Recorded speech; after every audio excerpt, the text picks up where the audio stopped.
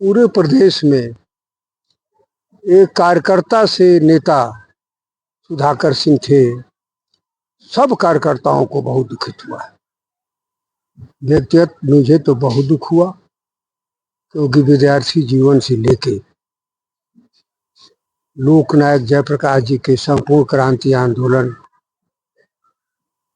कुछ आंदोलन से लेके आपातकाल में जेल रहने से लेके 50 साल के संघर्ष आंदोलन में सुधाकर सिंह मेरे साथ रहे, उनके मैं साथ रहा। और आप विधायक जी के बहुत अति करीबी रहे, आप कई बार वो विधायक रहे, तो कौन सी गुण उनसे को आपको सीखने के लिए मिला, क्या गुण सीखे? विधायक जी एक कार्यकर्ता थे।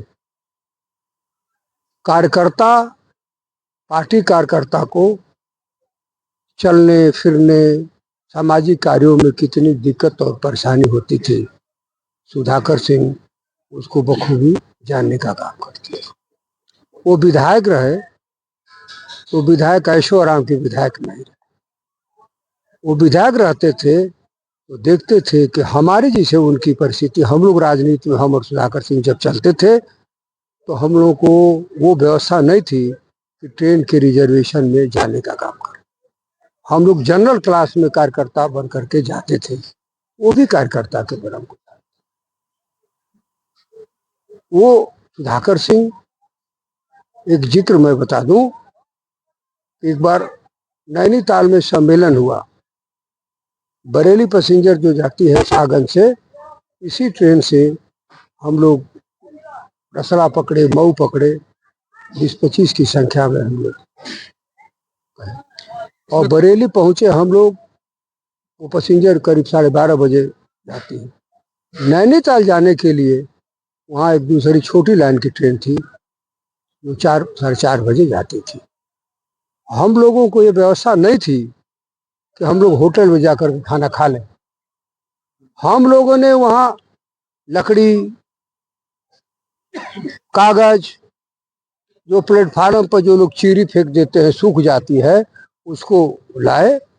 2 ठो हम लोगों ने पचकी खरीदा और चावल और दाल उसमें डाल करके उसी को हम लोग बनाने लगे प्लेटफार्म पर। एक पचकी तो बन गई थी, दूसरी अभी कुछ गीली थी।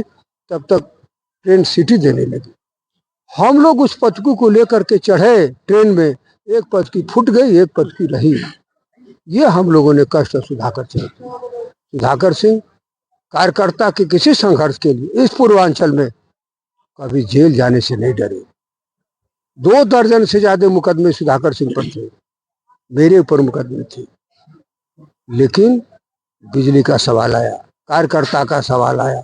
जब उसको कोई भी सरकार रहे अगर दबाने का काम करता था तो सुधाकर सिंह दिलेरी और बहादुर के साथ लड़ने का काम करते थे। सुधाकर सिंह विधायक हुए, इसी बार की मैं बात कर, विधायक हुए। उनको मंत्री आवास में बहुत 5 कमरे का मिल गया जगह रहने के लिए, उसकी मरम्मत भी कराए।